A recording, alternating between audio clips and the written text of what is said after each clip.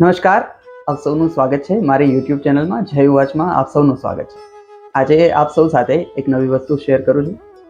એક કવિતા શેર કરું છું, પણ હિન્દીમાં કવિતા છે.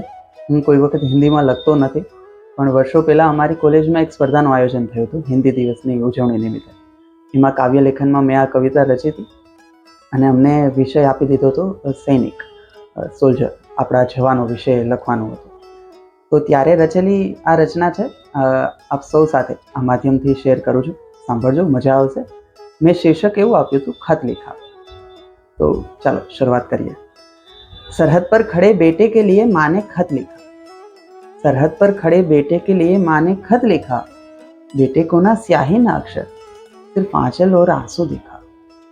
सरहद पर खड़े बेटे के लिए माँ ने खत लिखा. पहले सोचा खत की कोई ना कोई वजह होगी.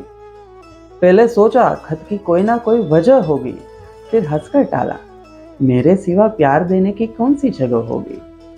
मेरे सिवा प्यार देने की कौन सी जगह होगी. और खत में कहीं न था, बेटे तेरी याद आती है.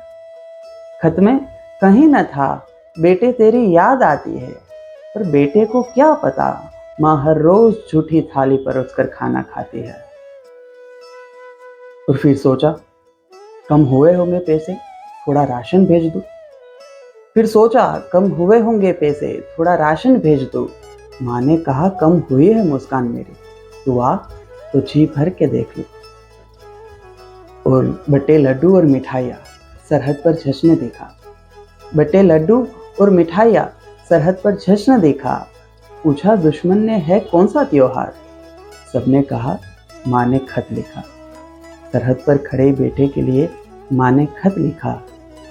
बेटे को ना स्याही ना अक्षर, सिर्फ आंचल और आंसू दिखा. 76માં પ્રજાસત્તાક પર્વની આપ સૌને અઢળક શુભકામનાઓ. જય હિન્દ, વંદે માતરમ.